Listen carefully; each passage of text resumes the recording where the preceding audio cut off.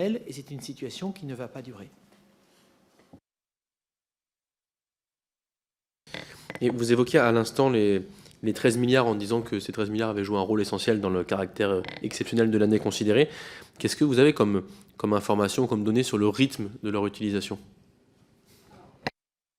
Nicolas va répondre parce qu'il est l'auteur d'un rapport sur la situation financière des hôpitaux. Il a regardé ce point avec attention. Mais sur les 6,5 milliards dédiés à l'investissement, les choses vont très lentement. Donc il y a deux parties dans les 13 milliards. Il y a une partie désendettement. Donc cette partie désendettement, elle est sur 10 ans. Il y a eu une première annuité dont j'ai oublié le montant, mais qui était de 650 x 2, donc 1,3 milliard. En 2022, et à partir de 2023, c'est 650 millions tous les ans, et c'est comme ça que les 6,5 milliards en 9 ans, parce que la première annuité est double, vont être dépensés.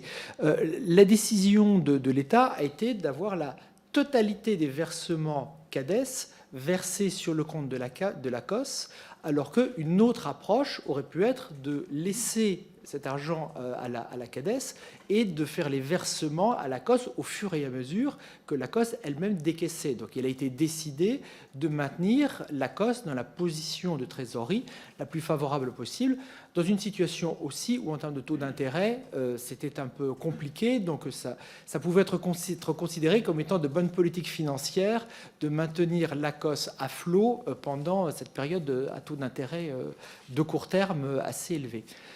Donc ça, c'est sur la première partie des 6,5 milliards. L'autre partie est liée au projet d'investissement. Donc c'est tous les projets d'investissement liés au Ségur de la santé partie hôpital. Et là, ce sont des projets qui mettent du temps à être faits, parce qu'il faut qu'ils soient validés, qu'il y ait toute une série d'autorisations. Et avant que ces projets, par le CNIS notamment, et avant que ces projets soient décidés, les 6,5 milliards, pour l'instant, il y a eu moins de 500 millions d'euros qui ont été utilisés sur la partie investissement. En revanche, tous ces projets d'investissement, ils vont tous mûrir à peu près vers la même date, et il va y avoir un moment où beaucoup d'argent va sortir en peu de temps quand les investissements vont sortir de terre. Donc pour l'instant, on n'y est pas, on est encore dans la période de passation des appels d'offres.